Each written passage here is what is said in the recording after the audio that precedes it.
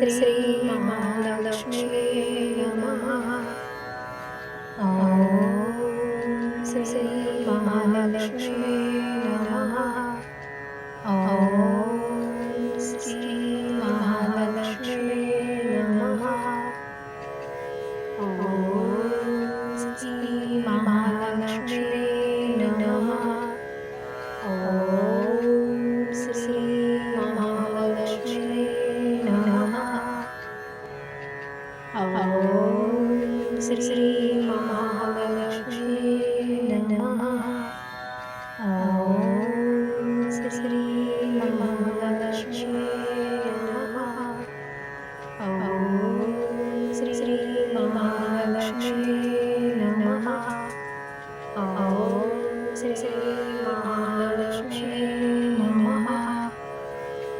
ॐ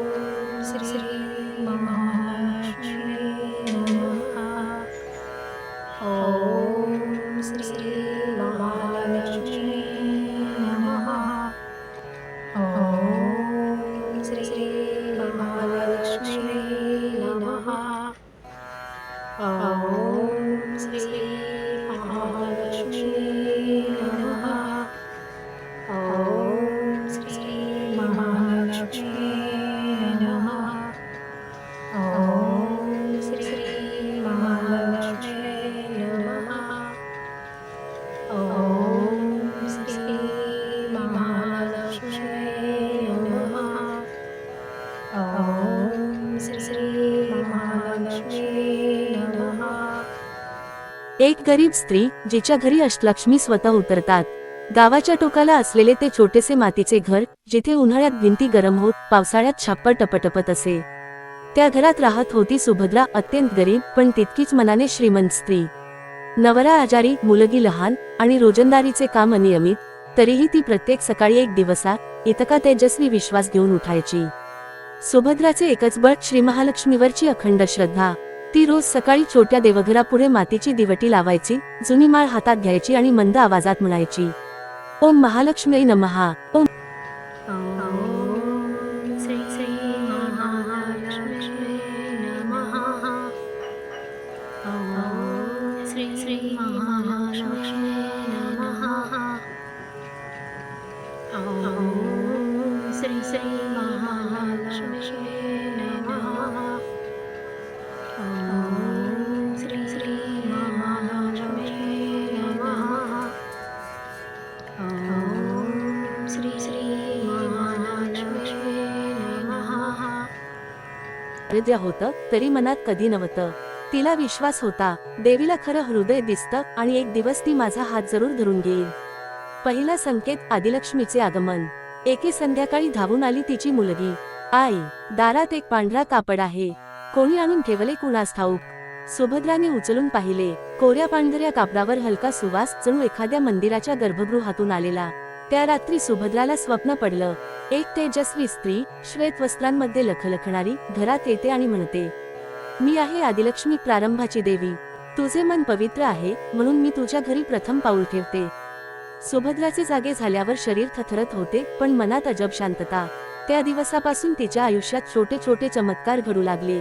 पडलेली भांडी मोडेनाशी, धान्य एका दोन दिवस जास्त पुरे आणि कामावरून अनावश्यक ओरडा कमी झाला। देवीची पहिली कृपा सुरू झाली होती। धनलक्ष्मीचा चमत्कार। 2 आठवड्यांनी गावात मोठी जत्रा होती। सगळे लोक सजून धजून गेले, पण सुभद्राकडे नवीन साडी नव्हती। नुसत्या खीन चेहऱ्याने ती घरी बसली। तेवढ्यात दारावर टकटक। दारात बसलेली होती एक वृद्ध स्त्री, कपडे साधे पण डोळे शांत। तिने हात पुढे केला, हे घे बाई, विणकामाचं काम आहे, करशील का? पैसे जरा जास्त मिळतील। सुभद्राने आनंदाने स्वीकारले। संध्याकाळी काम संपवून दिलं तर त्या वृद्धेने जितके ठरले त्याच्या दुप्पट पैसे हातात दिले।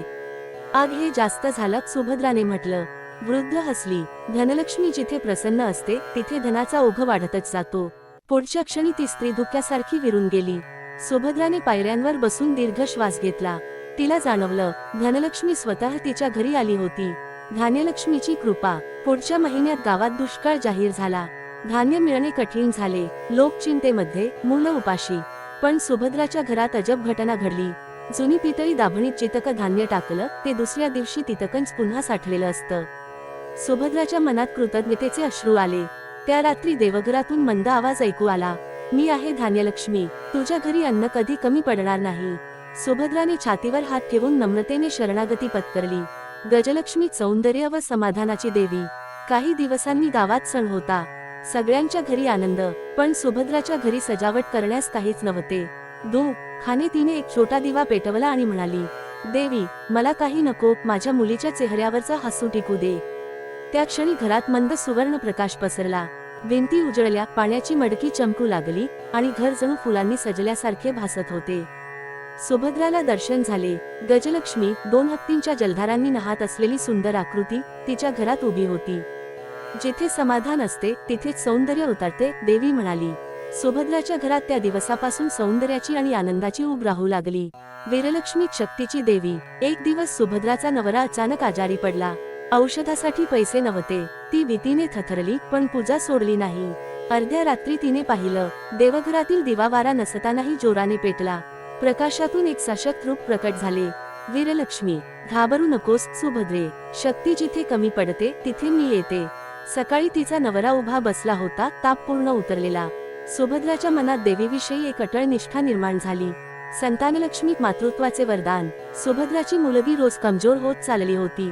गावात डॉक्टर नव्हता. एक रात्र ती रडून म्हणाली, देवी, माझ्या लेकराला वाचव. अचानक गार वाऱ्याची झुळूक आली. घराच्या आत हलका गुलाबाचा सुगंध. एक सौम्य स्त्रीरूप समोर उभं. संतानलक्ष्मी. तिने मुलीच्या कपाळावर हात ठेवला आणि म्हणाली, तू माया आहेस, मी तिला आयुष्य आणि आरोग्य देते. दुसऱ्या सकाळी मुलगी निरोगी उठली, जणू नवजात उत्साहाने भरलेली. विजयलक्ष्मी, अडथळ्यांवरील विजय. गावातील काही लोक सुभद्राच्या बदललेल्या नशिबावर मत्सर करू लागले. अफवा पसरल्या, काही जादू केली असेल, नकळत पैशाचा ओघ कसा येईल. पण सुभद्राने कुणालाही उत्तर दिलं नाही. तिची शांतता वाढतच गेली. एक दिवस पंचायतमध्ये एक खोटा आरोप तिच्यावर लावला गेला. पण समोर उभी राहून ती निर्धाराने म्हणाली, देवी जाणते, मी निरपराध आहे. त्या क्षणी जणू परिस्थिती फिरली. खोटा आरोप लावणारीच व्यक्ती सत्य कबूल करू लागली. पंचायतने सुभद्राची माफी मागितली. तिला जाणवलं, विजयलक्ष्मी तिच्या पाठीशी उभी आहे. विद्यालक्ष्मी, ज्ञानाची देवी. एके दिवशी तिच्या मुलीला अभ्यासासाठी वही पुस्तकांची गरज होती. घरात पैसे नव्हते. सुभद्रा खिन्न झाली. तिने देवीला वंदन केले. त्या रात्री तिला स्वप्न पडले.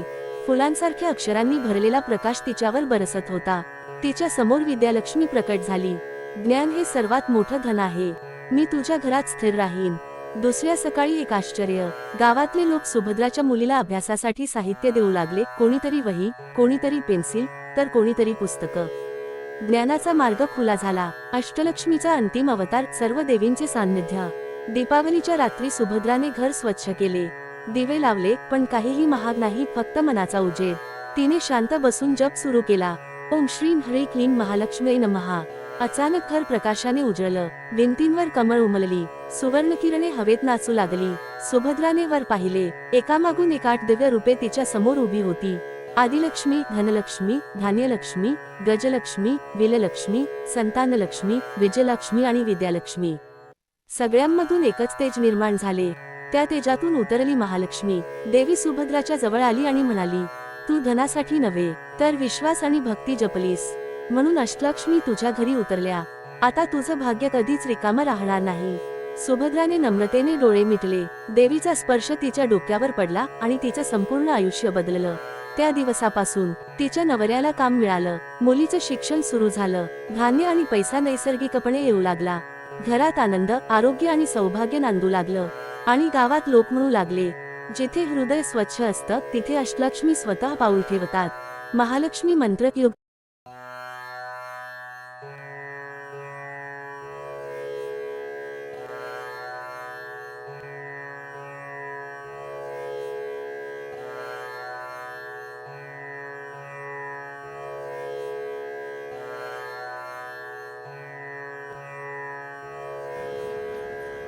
ओम श्री महालक्ष्मी नमो नमः. ओम श्री महालक्ष्मी नमो नमः. ओम श्री महालक्ष्मी नमो नमः.